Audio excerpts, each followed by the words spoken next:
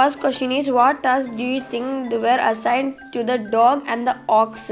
And the answer is, I think the dog and the ox were assigned the task of persuading the idle camel to work line them. The dog asked the camel fetch and carry, and the ox asked to plow. Second question is, why did the camel live in the middle of the desert? And answer, the camel lived in the middle of the desert because he did not want to work. Third question is, what made the dog, the horse and the ox very angry? And the answer is, they were angry because of the camel who did not want to work. They had to do this work also, which made them angry. The dinging had told them to work double time. Fourth question is, how did the dinging know the horse was complaining against the camel? And answer is, the horse told the dinging that the camel had not done any work since Monday morning. He also told the dinging that the camel won't even start.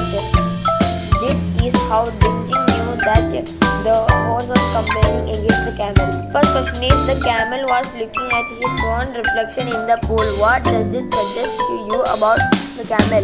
The answer is, even the dinging was asking the camel to work, the camel was looking at his own reflection in the pool. Perhaps the camel was admiring his looks, or he was his arrogant. Second question is, the camel said hump repeatedly. How did it affect him? And answer, the dinging got annoyed with the camel. The camel repeatedly say hump instead of working like other animals. As a result of it, the dinging changed his back to a great back hump.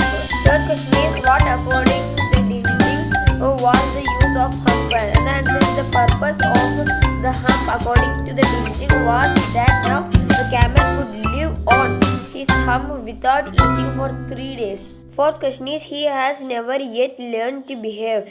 In the light of this, what is the writer's opinion about the camel? And the answer is, I think the writer does not have a good opinion about the camel. The camel was not only lazy and idle, he was also arrogant and did not behave well. First question is, can this story be factually true? And the answer is, we cannot say identify this story is factually true or not, but the story teaches was a good lesson. It tells us we must do our share of work intelligently and work hard, otherwise we will suffer like the camel. The camel did not work, so the dinging turned his back into a hump. Second question is, what according to you is the story about? Consider the following: how the world began, why everyone should do his or her share of work seriously, how animals are important to humans, how the camel got his hump. An answer is, this is an interesting and illuminating story about an idle camel. It tells us how the camel got his hump. This story also gives us the moral lesson that everyone should do his or her share of work seriously. Third question is, what did you do over the weekend? Were you generally active or idle?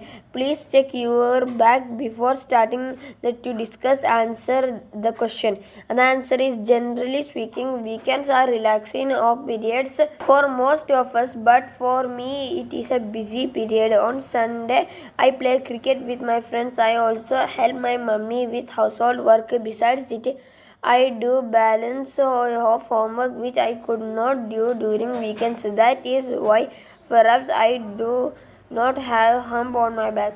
Fourth question is, there are broadly two categories of workers: those who prefer to do today what they can do tomorrow, and those who prefer to do tomorrow what they can do today. Where do you belong? And the answer is, I believe the postponement of work is bad policy. That is why I do not have to make excuses for delay. I do believe in doing what I can do tomorrow.